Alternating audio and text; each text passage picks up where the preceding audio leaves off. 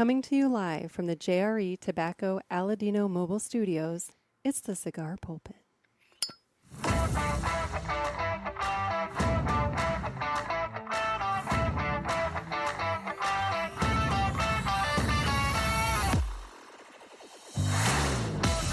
Hello, everybody, and welcome to another sermon from the Cigar Pulpit. I'm the Bishop of the Bird, Nick, and today we're going to be talking to a parishioner who is going to be representing all of us parishioners. He's going to be representing us at the 7th Annual Meatball competition held at Two Guys Cigars Smoke Shop in Salem, New Hampshire on July 24th. And this is the 7th annual event.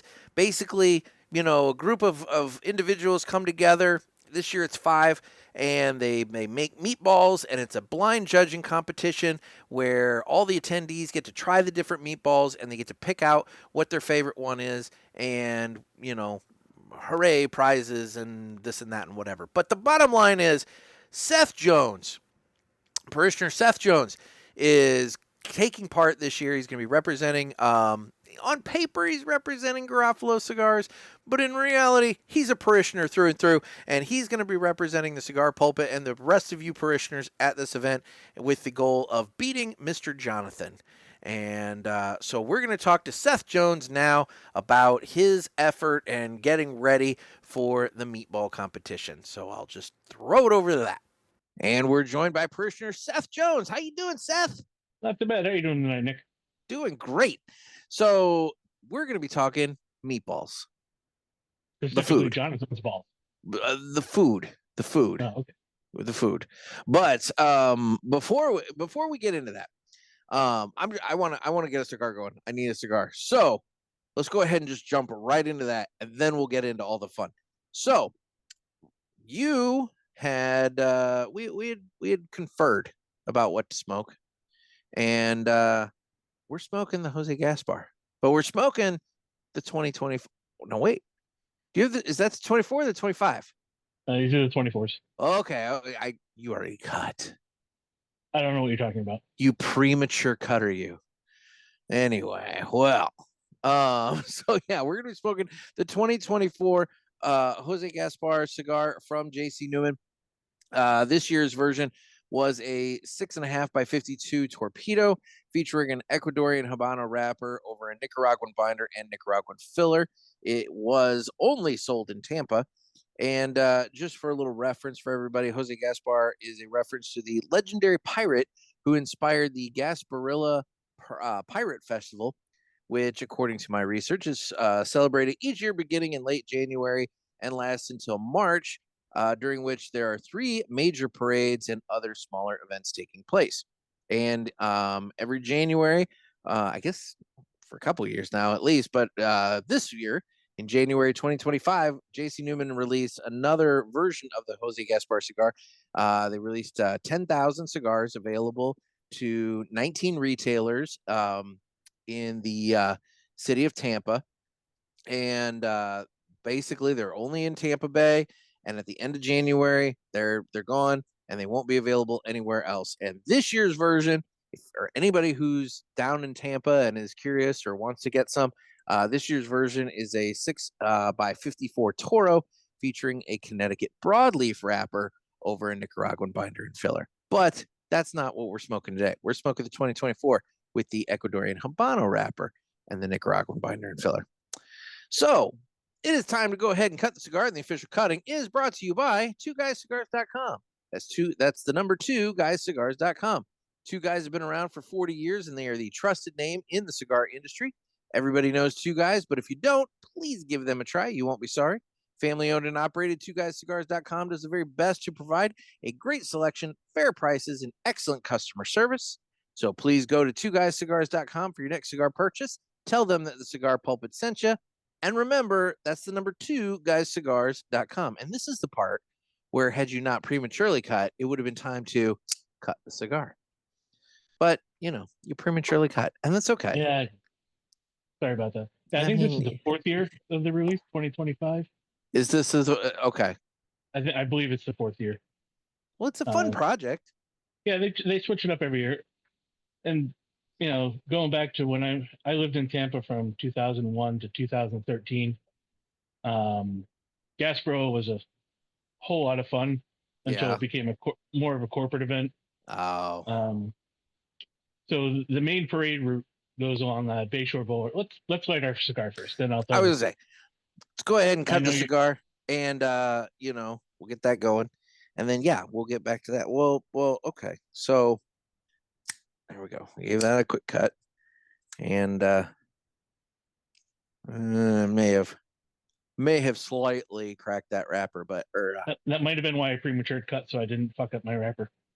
I may have done that, but it's okay. We'll make it work. We'll deal with it. Well, while we light the cigar, because nobody wants to hear me doing the whole puff puff puff noise, let's hear the greatest commercial that you've ever heard.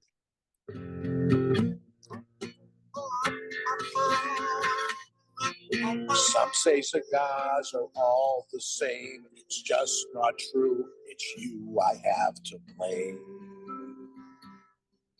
Well, I don't know, because what I know, there is a cigar called Aladino. Corojo. Aladino Corojo. Aladino Corojo. They say authentic, so we're not confused, while the others say it's a word that's just abused. I guess that's so. They can't compete. At least I'm sure Aladino can't be beat. Corojo. Aladino Corojo. Aladino Corojo. Aladino Cigars use authentic Corojo tobacco from JRE Tobacco. This is the greatest commercial you ever heard. Yeah. All righty. Well, I did indeed crack the cap, but that's okay. I'll deal. We'll make it work. I'll smoke through it. It's no big deal. So, well, all right. Let's finish up the Tampa, then we'll move on to the real reason that we've got you on here. Yeah, no. So- So Gaspro had, like you said, has 3 different parades. There's a child's parade, kid parade that happens during the day. The third Saturday of January, the main parade, which happens the last Saturday of January, and then the night parade, which is the week after, which happens actually down 7th Avenue in Ybor. That one used to be completely nuts and crazy. The main parade that happened on Bayshore Boulevard, which runs down the bay from Gandy into downtown, used to be a complete drunk fest. Like you would see guys pushing shopping buggies with kegs, in the buggy, and they're just drinking, and having a good time. Okay.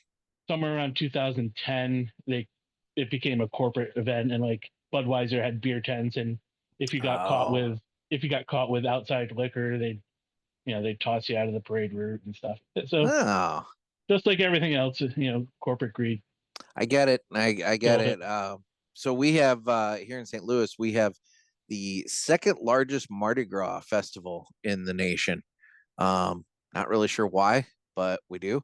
And that's a super AB corporate thing too, man. I mean, granted, AB right there. I was gonna say we've got them right there, but oh god, it's a drunk fest. But I don't understand. Sure. It's just I don't get it. Like at least New Orleans, it's a little warmer that time of year. Here, I mean, it's not warm during Mardi Gras season here.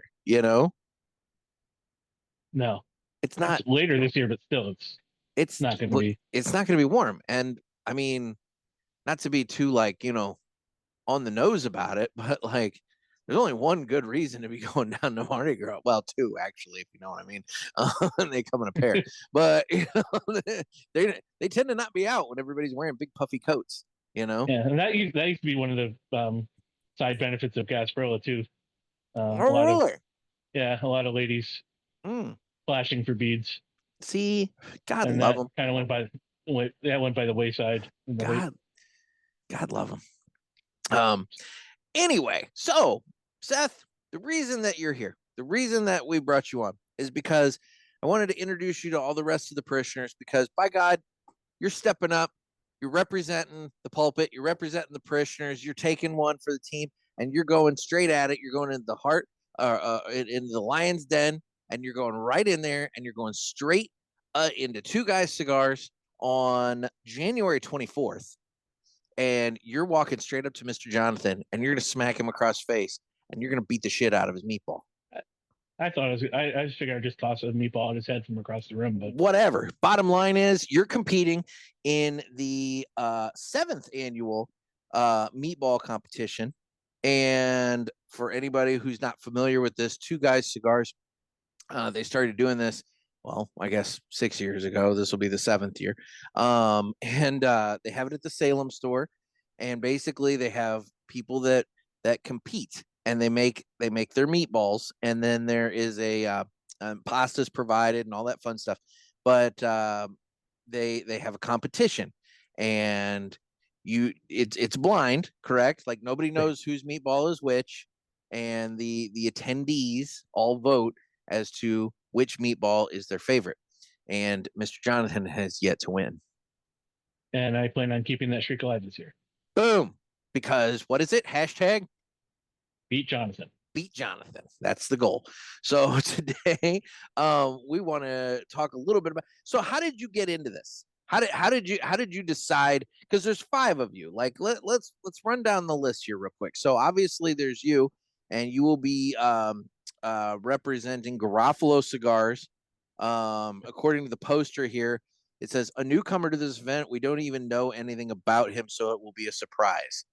Yeah, they could have at least reached out, and I could have given them a little bio. Or I was something, going to say they didn't even make an attempt. But then there's a guy, Bernie DeFlores. He's a 2-time champion. Yeah, and he's representing Jose Dominguez. Mr. Jonathan, who has never won. He's representing Aladino.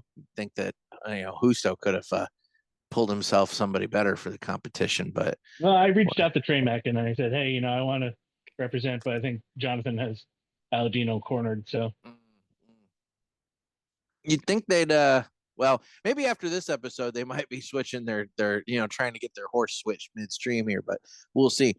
There's Jeff O'Brien, and that's Mr. Jonathan's roommate, representing Toscano Cigars. Now I've met Jeff, never eaten any of his cooking, but he's a nice enough guy. I mean, but I do have to question somebody who lives with Mr. Jonathan. Well, they all like the balls in that house, so I'm gonna leave it alone. Jeff's a nice guy. He's a nice guy. I don't know if he's into balls or not, but we're gonna. And then there's again, he lives with Mr. Jonathan, so he does live with Mr. Jonathan. And then there's Danny Seaman, who owns a Wicked Good donut shop. And they keep joking that he's just going to bring munchkins and put sauce on those and just make those. I would. I'd be okay with that. I mean, I'd be interested. Like do a dessert meatball. That's something really different that theoretically nobody has done. Everybody does the savory, meatball, but like you come in with a munchkin, hit that with some like strawberry sauce to replicate the tomato sauce and everything. That could be something, I could be on board with that, but I'm not going to be there to judge. However, the 30 or 40 attendees, they're going to be the ones judging. And 60. I think it's up to 60 people. Is it up to 60? Oh, even better. But yes, so let's talk a little bit about you. So again, how did you get involved with this? So I don't know if it was on the Cigar Authority page or Mr. Jonathan posted it, but they're looking for 2 more participants. So I reached out. I said, "Hey, I'd love to throw my hat in the ring." Not again. Obviously, they had no information about me, so I didn't give them any information. Yeah. So but they kind of knew you because you've gone to the Cigar Expo. You've been around the shop before. It's not like this is the first time you're going to be there. Yeah, but in the periphery, I'm not like a regular attendee. Yeah. I've gone up probably half dozen times. Because you're from Connecticut, or right. You're in Connecticut, correct? Yep. Yeah. So 90 minutes door to door. Okay. To the Salem shop. So it's not like you're there all the time, but you're there enough that you're not like a complete unknown. Right. Okay. So he reached back out. He's like, "Hey, if you want in, you're in." I said, "Excellent. I can't wait." Didn't divulge any of the information about me. I did spend 25 years in the hospitality. I was just about to say, let's industry. get into your background. So yeah, 25 years in hospitality, huh? Yep, and probably good 22 of those were as a cook, line cook, chef de partie, kitchen manager, whatever you want to Okay. call it. I won't actually call myself a chef. I didn't go to culinary school. I don't have Yeah. a degree, but I did the school of hard knocks, and I learned a lot. And I've worked for some pretty stout restaurants, making some pretty high end stuff. So Okay. Okay. I got some chops, and I hope to represent the parishioners well. Nice. So you know your way around the kitchen. That's good. That's A good. little bit. I know my way to a restaurant where they make me stuff. So that's fine. But okay. No, this is good. So okay. So then in terms of your cooking background, so you said you 22 years of different types of cooking. Like have you done meatballs before? Have you done Italian food before? Yeah, I mean, every restaurant at some point, serves meatballs of some Yeah. sort. And 95% of the places I worked, they were scratch homemade. So you pull a little secret from this guy, a little secret from that guy, and you kind of create your own recipe and your own signature meatball out of it. And so, Okay. So I'm then not do you divulging any state Well, secrets. I'm not asking. with you. I'm not asking because I don't want to give anybody an upper hand here. But what I will ask. So, like, have you been making them at home? Have you been practicing? Is your family just completely sick and tired of meatballs at this point? No, I don't need to practice. Oh, that's ballsy. It's Nah, ballsy. nah, I I'm good. I'm very, very confident in my recipe. Okay. I mean, I'm feeling nervous for you. I trust your skill, but I am feeling nervous for you because I'm sitting back and I'm thinking like, ooh, I probably would be practicing. I'd be, making some test batches, seeing like, ooh, do I need a little bit more of this, a little bit more of that, that kind of thing. I might do a dry run here in the next week, and It probably wouldn't hurt. I mean, I'm not yeah, telling you what to do because that's the one thing. I mean, so like in terms of the ingredients and all this, you're like ponying up for this, right? right. Yep. So okay, so this is out of your pocket that you're spending Yeah, this. that's fine. So It's for a good cause. Jonathan's birthday. kicking Jonathan's ass on his birthday. Well, is it on his actual birthday? I don't know. It's I It's think his is February 2nd. Oh, that's right. It's close, but not quite. Yeah. Okay. Coincidentally, mine is actually January 28th. So I'm really doing it for my birthday. So, There you go. Well, so even more fuel to the fire to kick his ass that night. I mean, I would hope that you'd get some cigars out of the deal. You're feeding all these people. I I mean, think you get 2 cigars for attending. So well, I would think the attendees would be tipping you in cigars. That's what I would say. I mean, that would be nice. I'm just saying, if I were attending, I'd be buying 5 cigars, one for everybody that has made something. Because again, you're ponying up, your food. You're going out and buying the ingredients. You're slaving over a stove and making me meatballs. I mean, the least I can do is buy you a cigar. We'll see. Not planning on it, but Well, you're being humble, but I'm telling everybody who's listening to this that's attending the meatball, consider tipping your chef, or cook, whatever you want to go by. I understand. I Well, spent 22 years not getting tipped to cook, so that's another night. I mean, yeah, but now you're not. So what do you do now? I do we want to get into that? Yeah, it's fine. I do drug and alcohol testing for DOT compliance, CDL drivers. As in you wait. As in like you sit around like shooting up and taking shots all day, or I wish. okay, No, I was gonna say because the way you put it, I'm like that could be an interesting gig, No, I drive around the I drive around. I amused myself. I'm sorry. That's fine. Anyway, so you drive around and I'm sorry. The New England region, administering drug tests. I basically drive around and tell people to pee in a cup. Okay. Well, at least you're being hospitable about it. I mean, you've got 25 years in hospitality. I'm sure that, they walk away going like, that was the best experience of peeing in a cup I've ever had. No, I'm not that nice to them. See, Oh, that's fucking I funny. want to get in. I want to get out. I don't get paid by the test. You know, I'm just, so it's like, you know, I want to get in and out as quick as I can. So it's like, here, pee in this. If you don't want to, not my problem. Again, sounds like a night at Mr. Jonathan's house. Get in and out as quick as you can and pee in this, you know. Anyway, oh God, I'm having flashbacks to the expo. We don't talk about that. Anyway, so well, this is fun. I'm glad, and I'm glad that you're representing you know, the parishioners, because you know, I'm sure I would hope that there would be some parishioners up there that will be attending that can be cheering you on, because you know, I know that there's a crossover between the audiences and all this. Right. So I mean, I would think that they would be up there and be hopefully supportive of one of their own.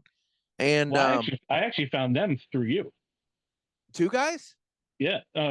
Cigar Authority. All right, I want that. Dave, flag the tape. Remember that moment. I brought somebody to you. It's Right. not all you bring people to me. This is great. Okay. Well, that's cool. Yeah, no, I was when I started with the my current job, you know, you doing 40,000 miles a year in the car and you can't I listen get to it. music. Yeah, you know. I get it completely, man. I can't listen to music the entire time, so I started delving into podcasts. Yeah. And you had Michael Herklots on. Yes, I remember think that. it was, and we'll get to that in a bit. But Yeah. yes, I remember that because you reached and out.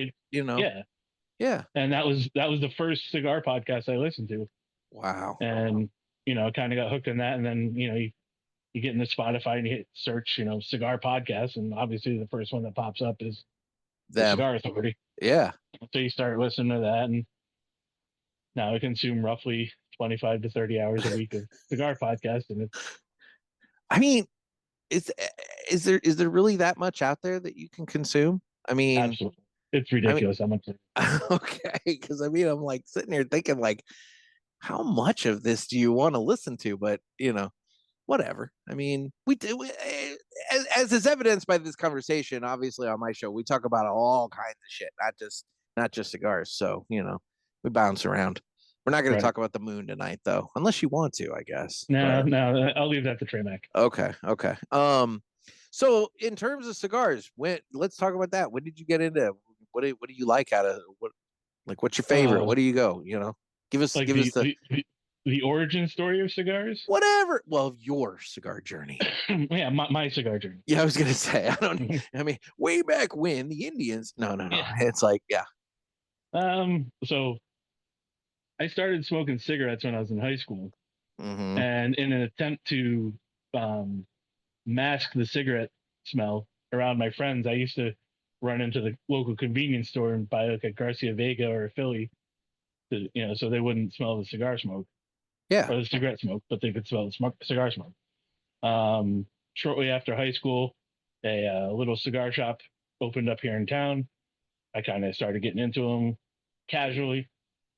Then I moved to Tampa in 2001, and that kind of broadened the horizons. Dude, you dove into the deep end by moving to Tampa of all places. Yep. Yeah. So you know, and you start with all the heritage brands, and then at the time, Michael was working for Davidoff in Geneva. Was it Madison Ave? He was at Madison Avenue at that point. Okay. I called him up. I said, "Go ahead."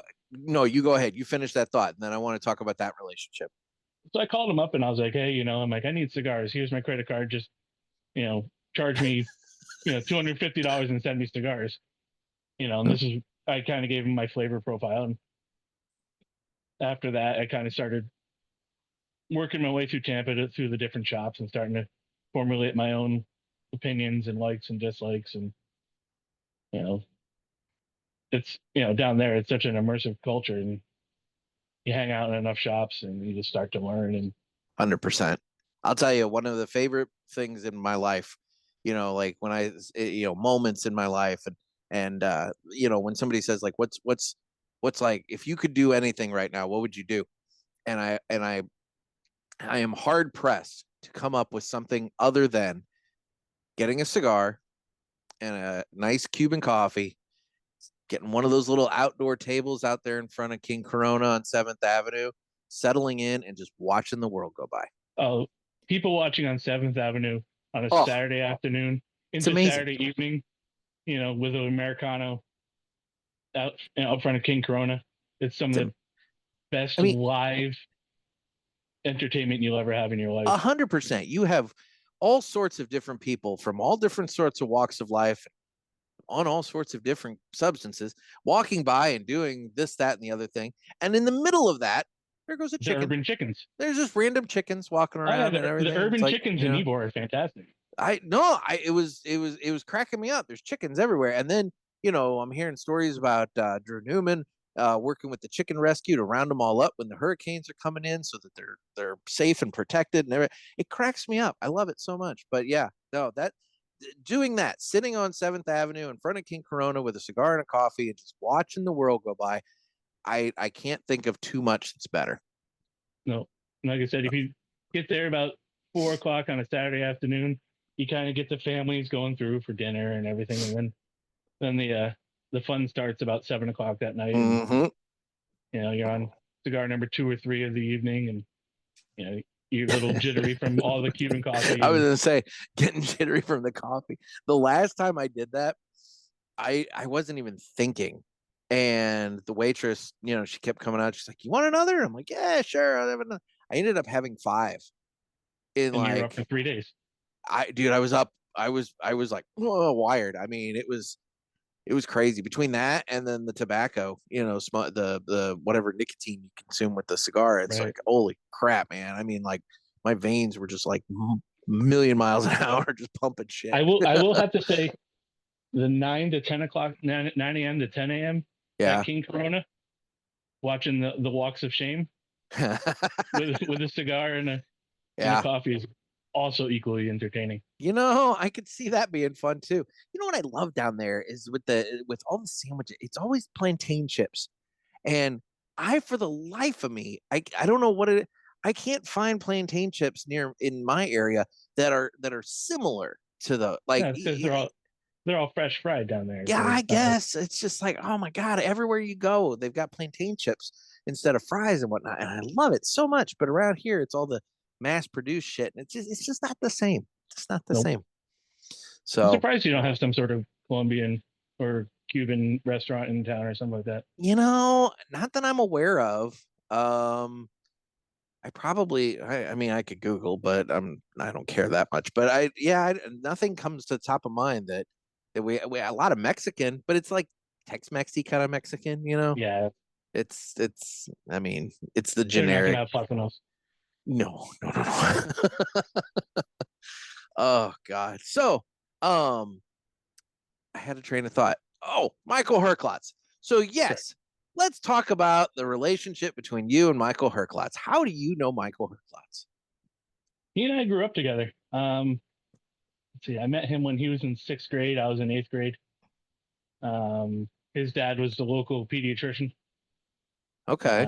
We were both does this mean you have like grade school yearbook photos of Michael Herklots? No, I don't have a yearbook from back then. I might have a couple kicking around from. We went to Europe one summer together. Yeah. I might have a couple from that. And was that in his Lost Boys phase? A little bit. Okay. He had curly hair on top and I've seen a fade to the curly hair top, and I've seen a few photos of him from early in the cigar industry that he's posted, and it's just like, yeah, that's his Lost Boys phase right there.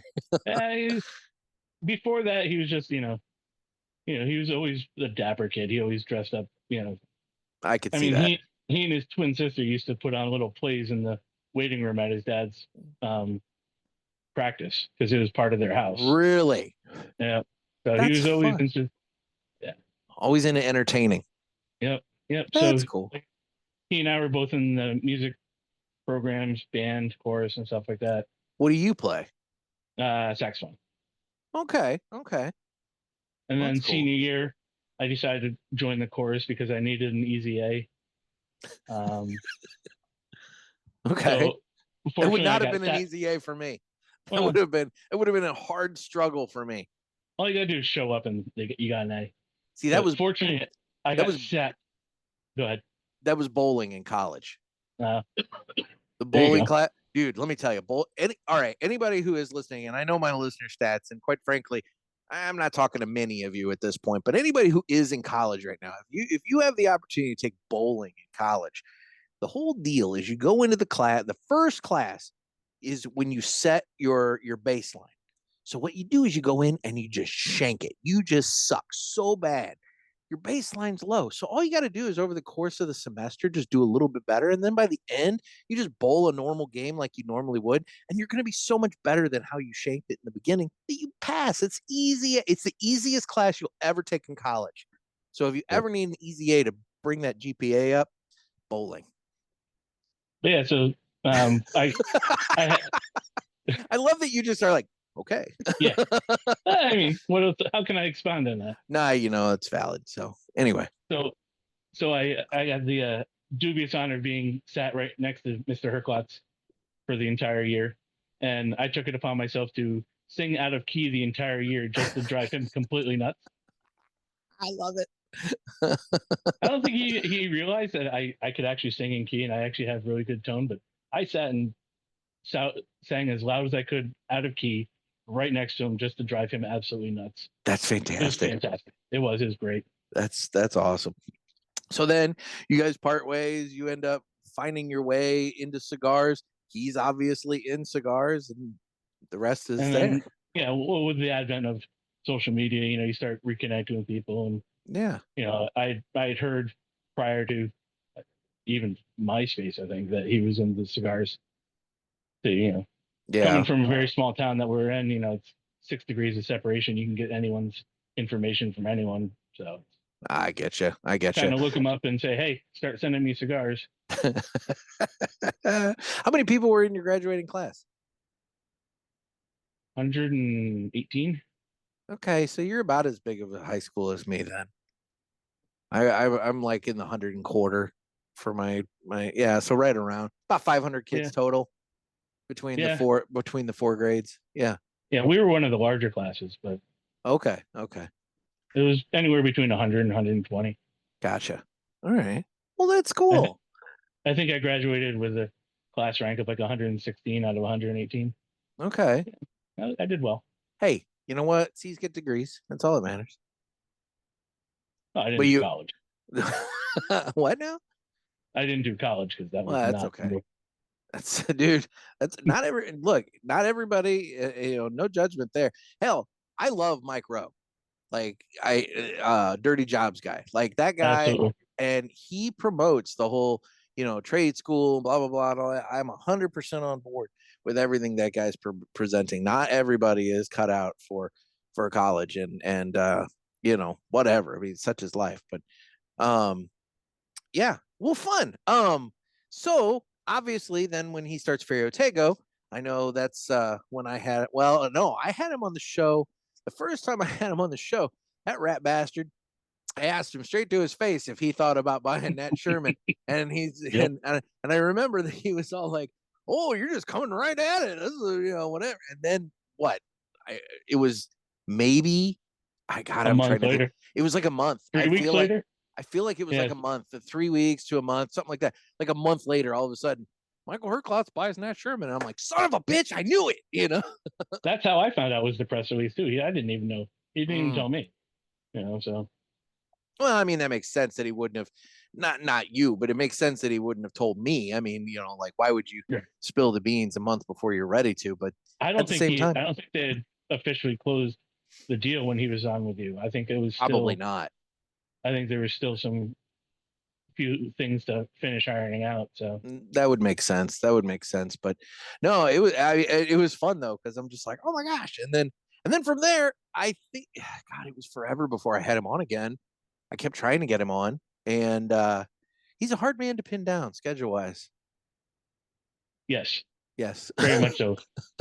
I mean, we can, like, I'm sitting in a private cigar club here in town. Yeah. We have like a man cave that we have access to come and enjoy cigars throughout the week. That sounds nice. Oh, it's glorious. That sounds nice. And it's coincidentally, it's called the Chapel.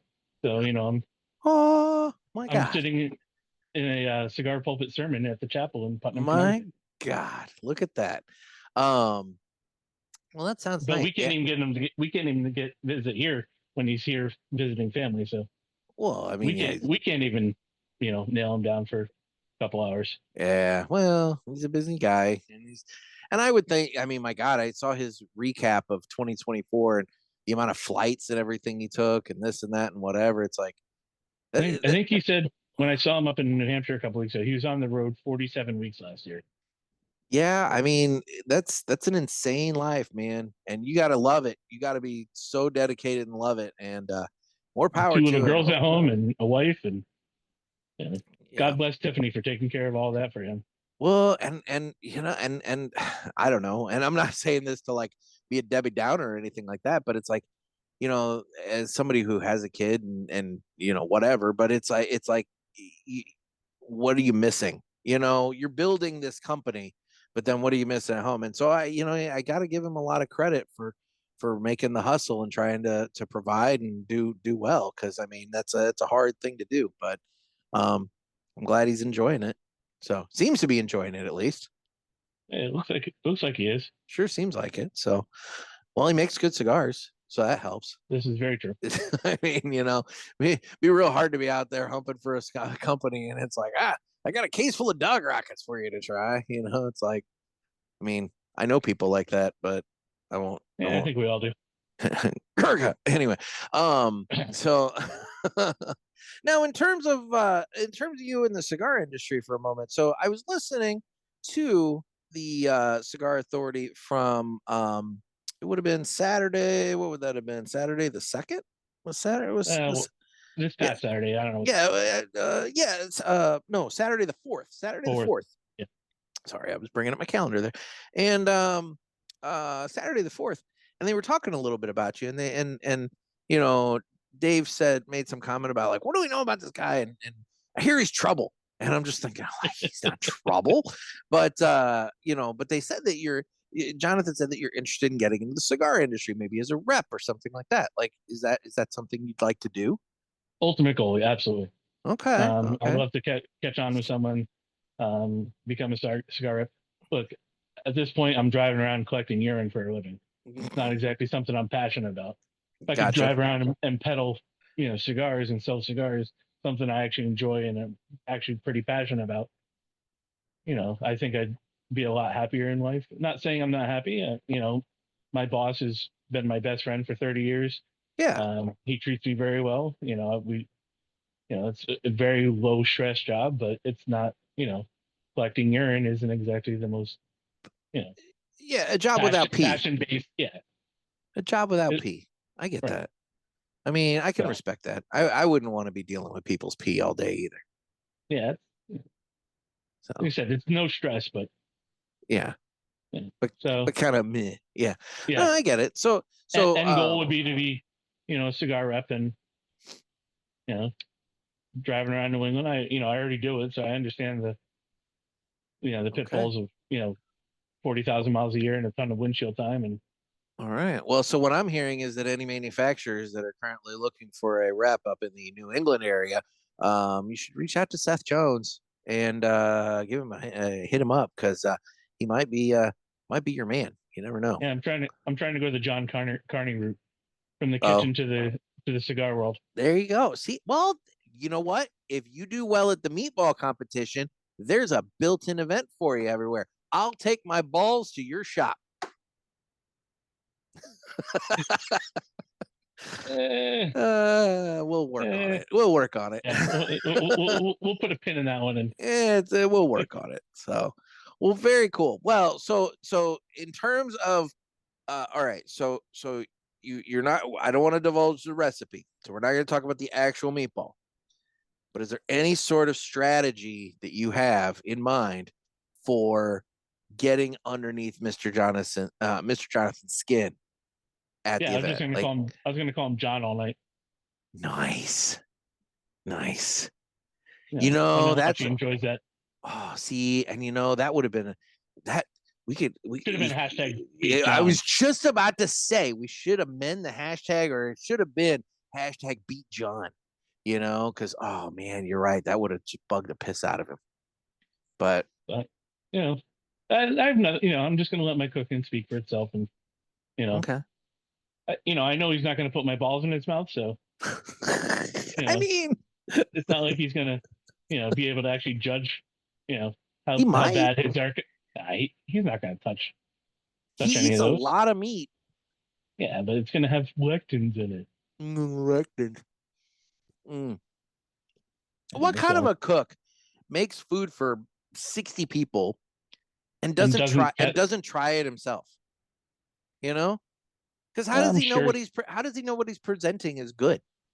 I'm sure he'll have one of his roommates suck on his balls and tell him if they're any good or not. Dude, one of his roommates is competing against him. Oh. I mean, how impartial? What's he gonna do? Go and ask? I don't know if he listens to this or not. Oh, he's definitely gonna listen to this one. Well, I know Mr. Jonathan might. It's more of his roommate, and I want to make a joke, but I'm going to let it go. His third roommate. He's got two. There's three of them living in that house, and the one that's not competing, is he going to go to him and be like, "Judge our meatballs"? I mean, come on. I don't think so.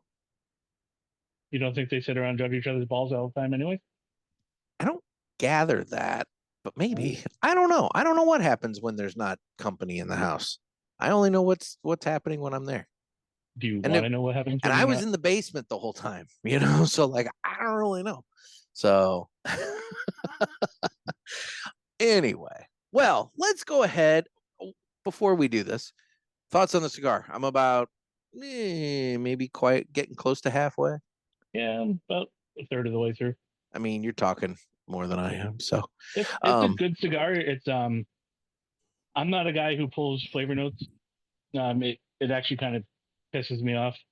All the years I spent training my palate, I've done sommelier training. I can pull tasting notes from wine. I can taste tasting notes from bourbons. I can taste foods and tell you all the different spices and whatnot there. But I can't pull a flavor note out of a cigar to save my life. Really? I can tell you if it is enjoyable to my palate or if it's not. Okay. So I really enjoy these. I wish I had gotten more.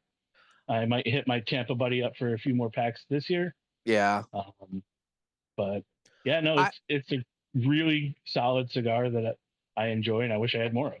It is a really solid cigar. The one thing I will say about it is that for whatever reason, I don't know if it's because it's got the skull and crossbones, it's the pirate theme or whatever. I expected more flavor, more oomph, more spice, more slit your throat out of it. And it is a deceptively smooth, mildish cigar. I mean, for anybody who's been watching the video version of this, I've been retrohaling a couple different times. It's a very easy retrohale. Very easy retro. And I just did one and I let the entire thing out through my nose and yeah, it's super easy and chill. So it is definitely not something that's gonna kill you. And maybe perhaps, just speculating here, maybe it's one of those situations where JC Newman did that specifically because maybe this is a cigar that people only smoke one time a year. Maybe it's the people celebrating. They're like, I'll have one of those, and that's that. They don't want to have something that's going to be slit your throat powerful. So but and with 10,000, and they always sell out. I when I contact my buddy last year to get these, he's like, I went and he's like I got the last 3 packs in that shop. And he's like, and everyone else is sold out. So they go quick. Yeah, they don't hang around, especially for 5 packs. Oh yeah. 20,000. Well, yeah, because I was looking and the notice that I saw at least about the 2024s were that they had a per stick price MSRP of like $8. So you're talking like $40 for a 5-pack of these. I mean, it's great. That's not bad at all. I think it's a lot, with JC Newman and their connection to the city.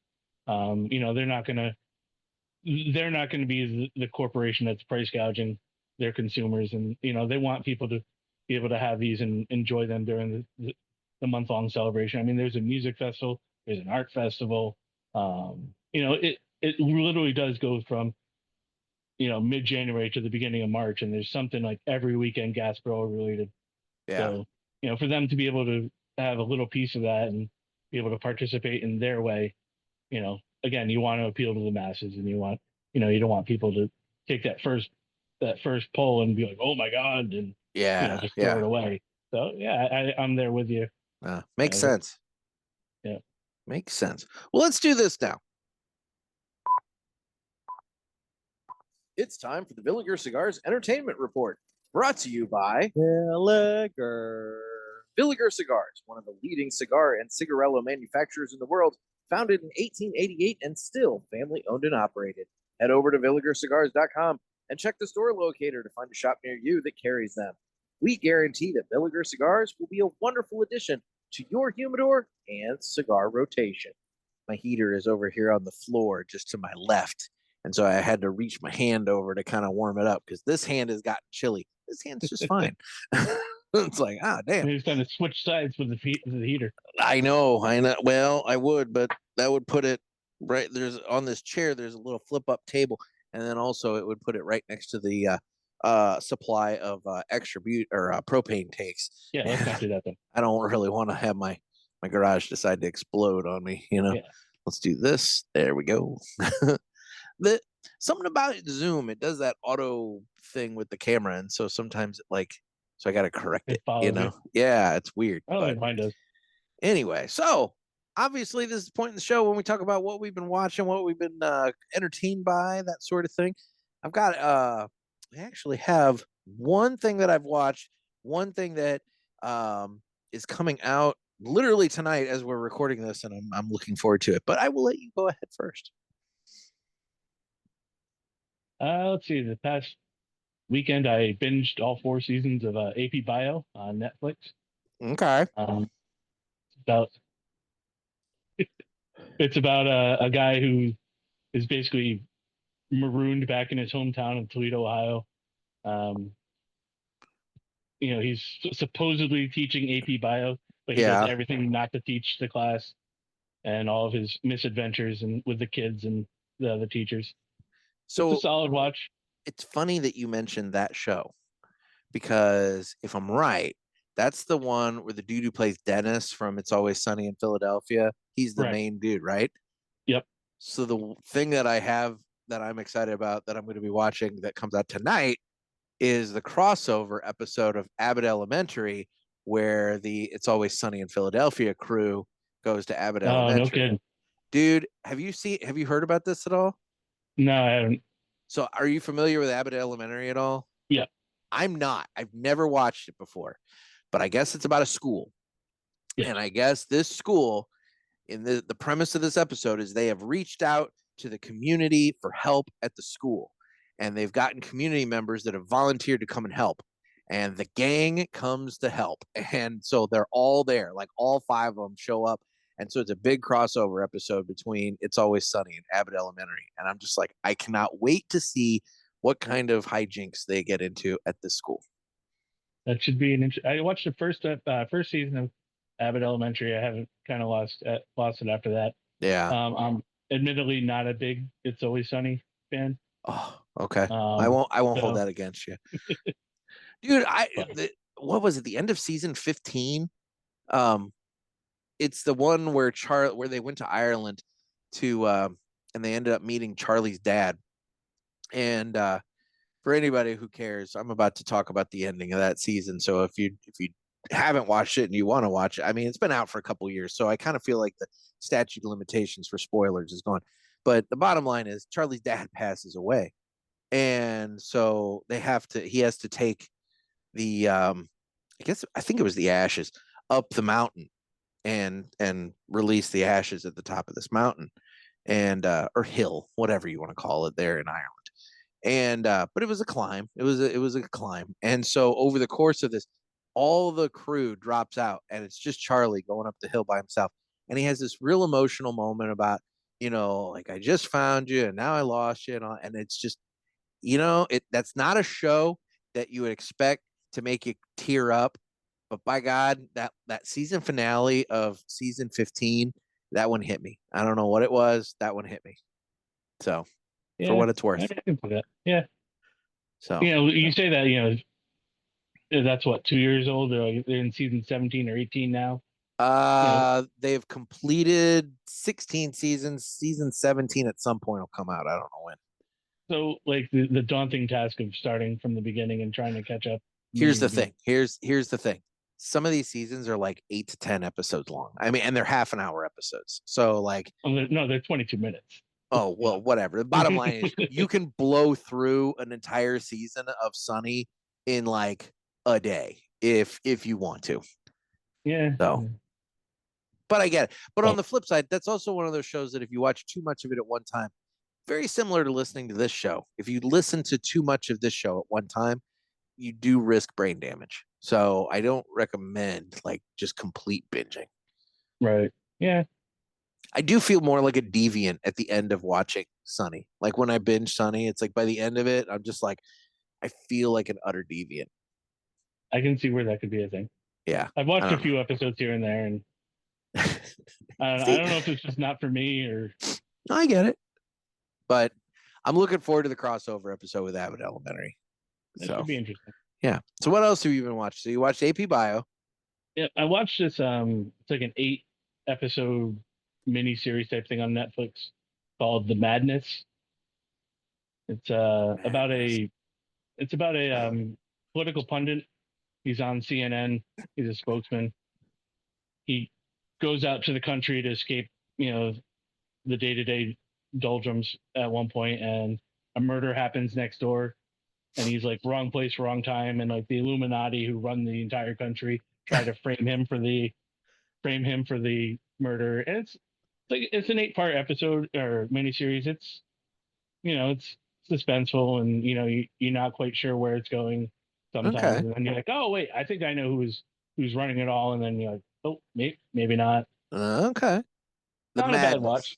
Yep. All right. Another one of those, scrolling through Netflix and you're like, oh, you might like this. And I'm like, yeah.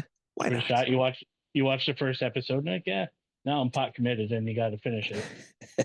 I know a dude who, when he's out driving, he'll turn on like a documentary on Netflix or something like that on his phone, and he'll just listen to it as if it's a podcast because he's driving. He obviously can't watch it. Right.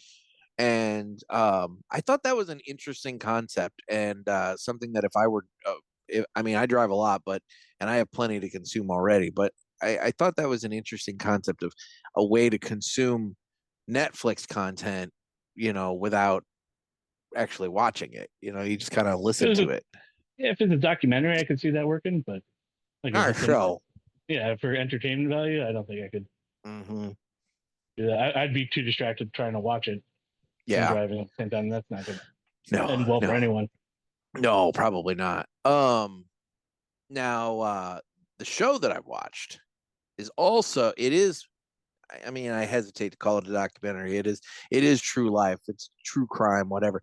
But the third and final season of the Curious Case of Natalia Grace has begun on HBO Max. And I don't know if you remember me talking about this show before. Oh, yeah, holy fuck, man. Like, I'm 2 episodes in. The final 2 episodes aired, I think, last night and are now available on Max tonight. I haven't had a chance to watch them. So I'm halfway through this final, season here.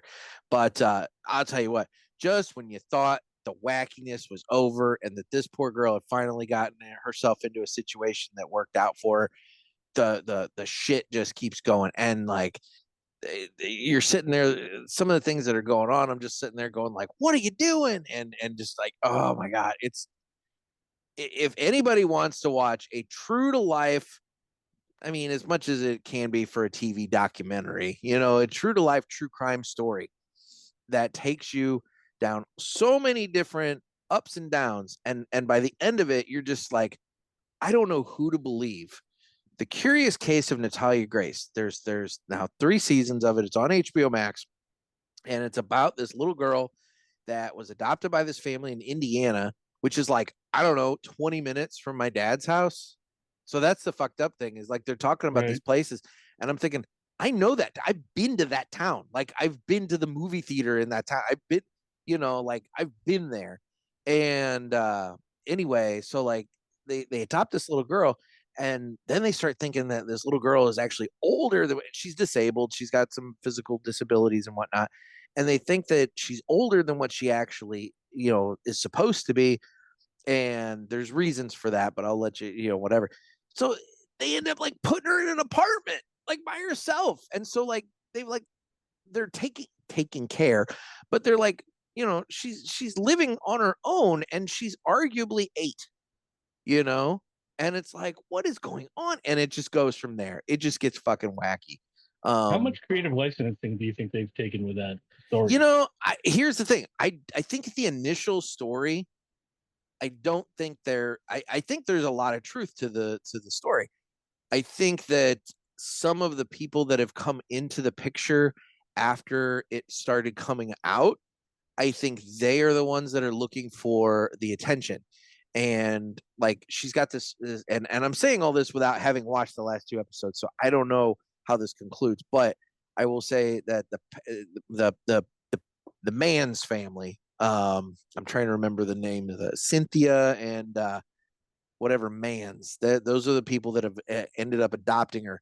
And they've got her now. Well, they have, whatever. That's neither here nor there. But I think they're in it for the fame and the glory and the money. Because apparently, I guess they must have gone on the Dr. Phil show, and according to his documentary, got paid like $300,000 to go on the Dr. Phil show. So, you know, I didn't realize there was that kind of money in this kind of thing, but whatever. So they're doing fine based off of their notoriety from this. But yeah, it's a whole thing. It's just a whole thing.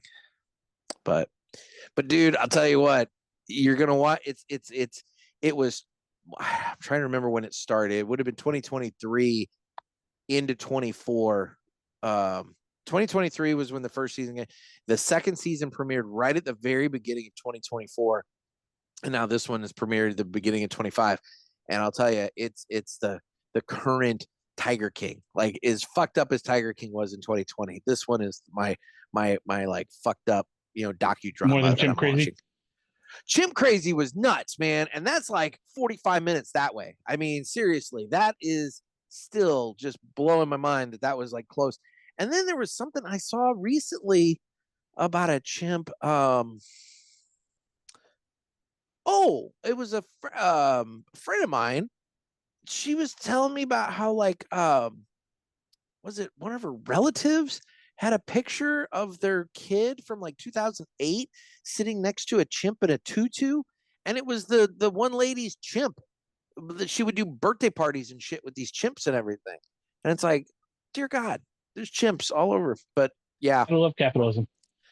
Dude, I'll tell you what, you go south of St. Louis just a little bit. Things get a little wonky. You get into Jefferson County there, and it's Jefferson County. And let me tell you, it gets kind of, you know, gets a little lawless. You know, Nice. like shit happens down there. I mean, yeah, you got big cats and all kinds of shit. There's a lot of animals down there in that Jeffco area. So, yeah.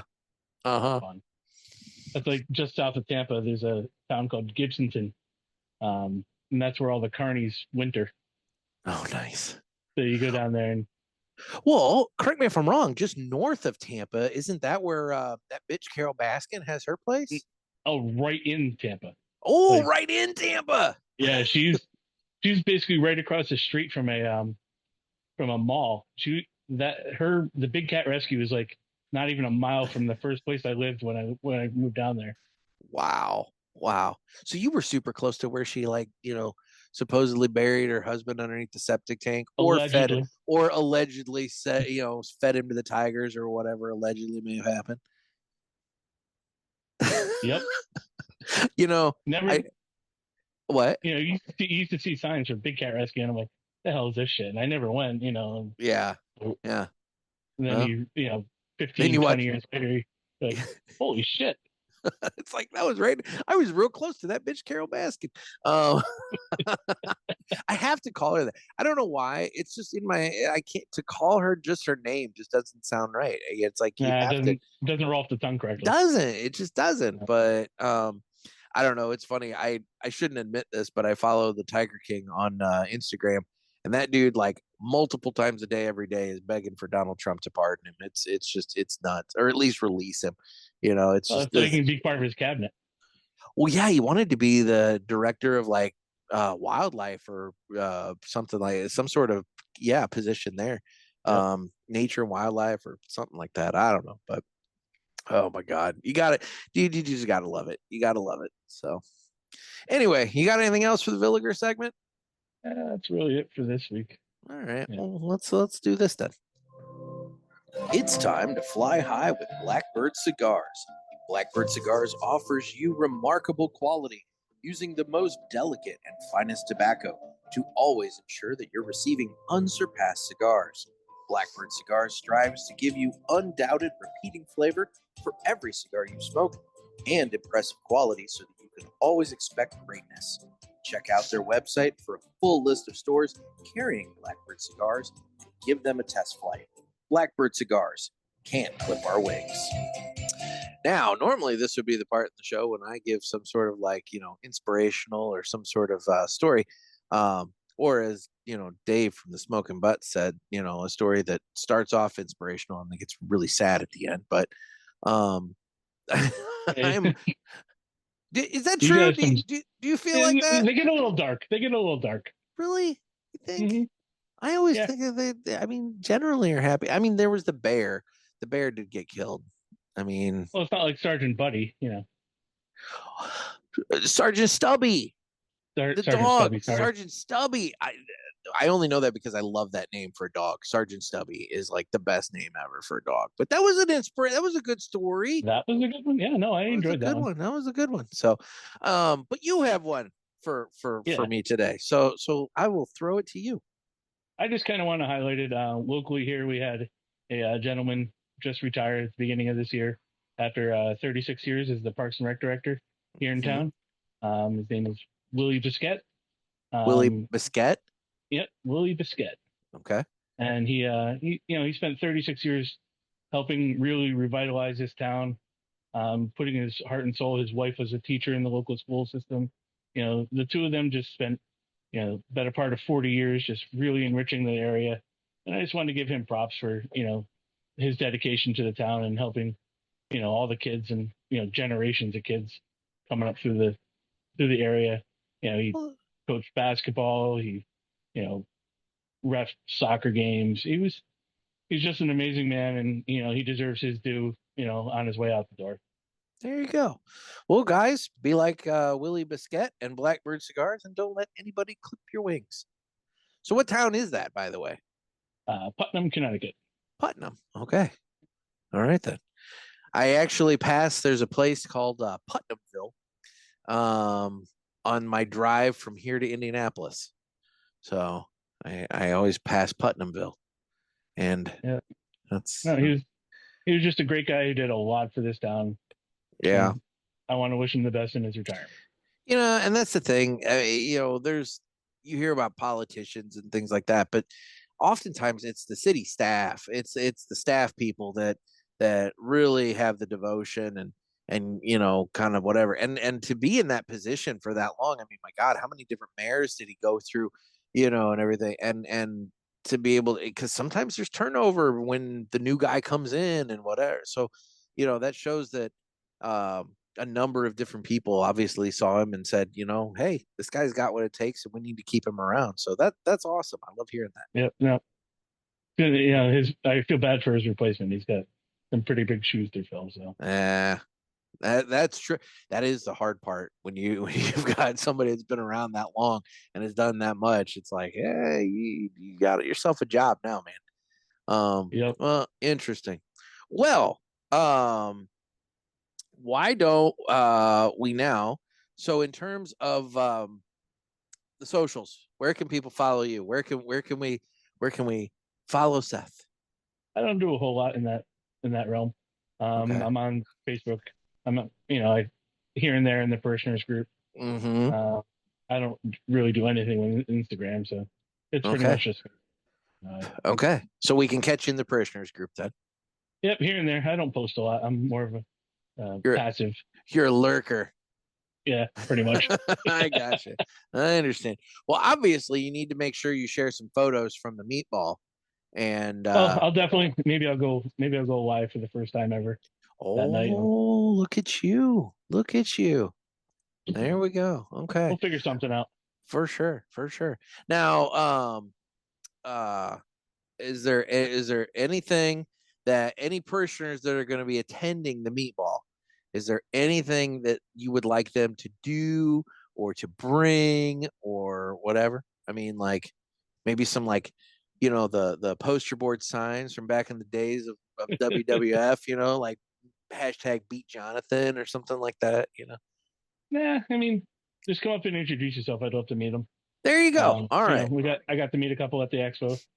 Yeah. So it would be nice to meet a few more if they're there, and just come up, say hi, shake my hand. I think that's a great idea.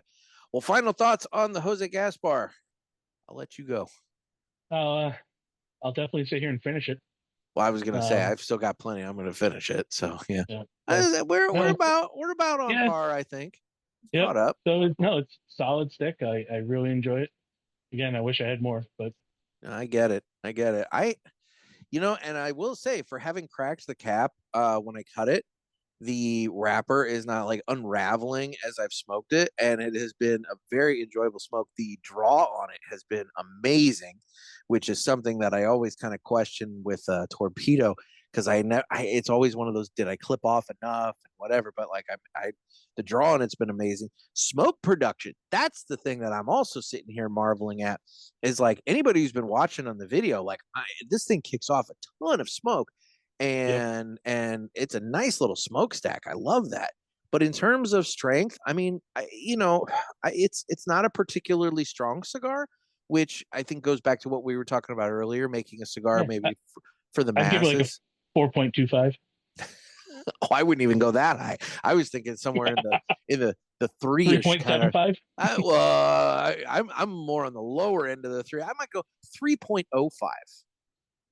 There we go. We get into the tenths. Really I'm getting into the hundredths. We're getting into the hundredths of a percentage point there. It's like 3.05. Dude, I purposely do that with my stars reviews. I make sure that my strength when I submit it is a decimal.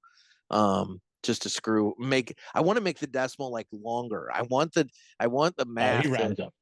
See, and that's I'm sure he rounds and cuts it off to the point, whatever. But I want it to be like, 5.06138, or something like that. You want pi for the strength. Yes, I want to really jack with the strength to make it like really weird, but yeah, I'm sure Dan probably edits that. But no. Next time it's a 3, you got to put in like pi to like the 30th number or something like that. Yeah. That's been a good, I'll tell you what. Well, but you've been smoking cigars long enough. If you can or can't. I was going to say that would be kind of something that would help out with the flavor palette situation you got. But I don't know. I find it interesting that you can pick out ingredients and food and everything, but that the cigars pose an issue. Yep. For whatever reason, I just can't. Interesting. No. Can you do it like if somebody says like what they're getting? Nope. So even if somebody were to say like, "Oh, I'm getting this and this and this," like I'll get hints of stuff on the cold draw. Yeah. The dark cherries, a Fairy Tego Suma. Yeah. I get a really fudgy taste when I do a cold draw, but once it's lit, I'm tasting folk. I'm tasting smoky, fucking asshole. Interesting. I find that fascinating. Even like pepper, because pepper is like one of the most obvious ones. I mean, that one, like on a retro, I can pick out like maybe black pepper, red pepper, white pepper. See, I always question myself when I get pepper on a retro, because I feel like I always get pepper on a retro. So it's like nothing on this one. So. No, and that's true. I don't get really much of anything on this one. This one is very mild and smooth, but I feel like I always tend to get pepper on a retro. So I'm always like, is it actually pepper, or am I like just weak?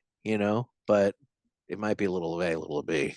But yeah, what do you? Nothing.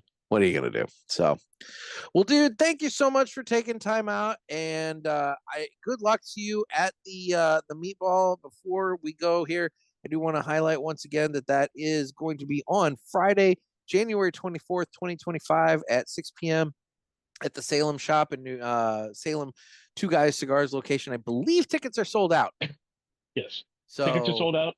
They will be going live on the Cigar Authority platform, whether it be YouTube, Facebook, Rumble, that night and that night only. It's not something they're going to archive and have. I don't know if they'll have it available the next day or whatever, but I know they'll be live that night. I think they should. I think they should archive it, considering, like, that's especially considering that's going to be when a parishioner comes in and kicks the shit out of Mr. Jonathan. So, just saying. That might be the reason not to. But see, I would think that Ed and Dave would be on board with preserving that. Maybe I'm wrong. But well, that's cool. Well, everybody, on Friday, January 24th, tune in to the Cigar Authority broadcast there. 6 p.m. Friday, January 24th. 6 p.m. Eastern, so that you can watch Seth and cheer him on, at least virtually, since he's representing the pulpit and the parishioners and Garofalo Cigars as well. I mean, you're listed as representing Garofalo Cigars, but you might regret that one at the end of this thing. we're claiming you, so you know what, it's what it is. But yeah, well, good luck, buddy. I appreciate the time, and I hope you do well at the meatball. That makes two of us. Hashtag beat Mr. Jonathan, or beat Jonathan. Beat Jonathan. Beat Jonathan. And I really want to thank Seth for taking time out of his night tonight to chat with me. He's got a nice little private lounge there that he was hanging out at. He gave me a little tour after the video chat there, just kind of showing me around the place. And looks like a very nice place for him and the other members to sit and enjoy their cigars, all year round. So kind of jealous. Kind of want one of those here. It's like, if you just had the space and you outfitted it properly and you had the thing, it's like, bring your own cigars, bring your own booze, and just kind of come and hang out and pay your annual dues. I'd be down for that. I'd be up for that. I think that'd be a good thing to have. But anyway, be that as it may, time to hit the socials. I am available on Instagram at The Cigar Pulpit. You can follow me on Facebook, where we have the Pulpit Parishioners group. You guys can get in on the fun there and, show off what you're smoking and interact with one another. We're on Twitter/X. If you want to view this, we are available on Rumble, which is kind of a YouTube-like platform. You can go over there, sign up, and subscribe to us on Rumble. That way you get to see the new episodes. And for right now, I am still on YouTube, so you can watch us on YouTube as well. They haven't come at me with another strike yet, so I'm feeling like maybe I might have gotten by with one, but we'll see. They're coming at us at some point. It's just a matter of when. And then if you are a Spotify user and you wish to watch the show, we do have Spotify video as well, so you can watch us on there. Do not forget, I'm always looking for calls on the Ask the Pulpit hotline, area code 863-874-0000. That's area code 863-874-0000. I currently don't have any calls, so I can't do another Ask the Pulpit episode until I get some calls, guys. I don't want this construed as begging, but I'm just saying, if you guys want to have whatever questions you want, whatever questions are rattling around in your head that you desperately need an answer to, call the hotline and just ask. I mean, I may not know the answer, but I'll come up with something. And then also, as of the airing of this episode, you have 5 days. You will have 5 days after today to vote in the 2025 or 2024, whatever it is, Cigar 2024, Cigar of the Year, Parishioner Cigar of the Year. If you head over to cigarpulpit.com, I have a link there that'll take you to the Google Doc, and you can vote on what cigar on that list you think should be the Cigar of the Year. We took nominations from the parishioners, and you guys are the ones voting. And, right now, I'll say the voting is tight. So, any vote might swing this thing in a different direction. So make sure you you head on over there and vote for your favorite cigar. And if you don't see the cigar that you would have voted for, well then, come December when I say, "Hey, I'm taking nominations again," make sure you get your nominations in, because this is the cigar of the year that is 100% listener driven. I have nothing to do with it. I don't juice the list and add cigars to it.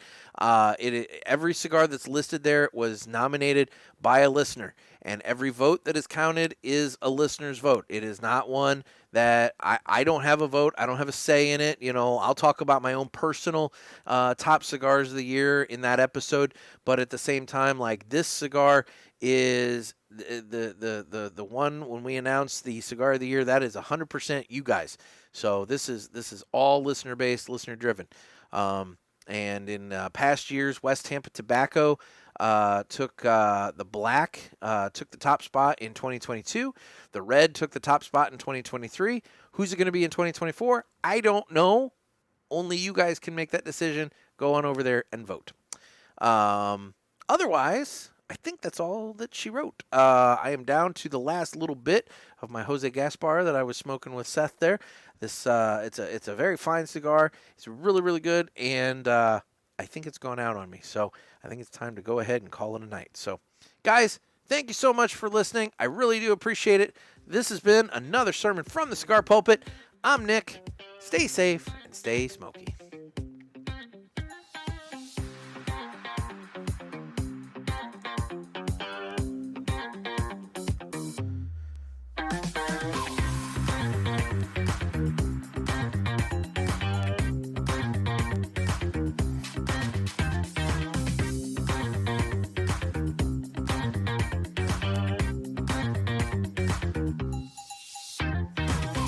#BeatJonathan.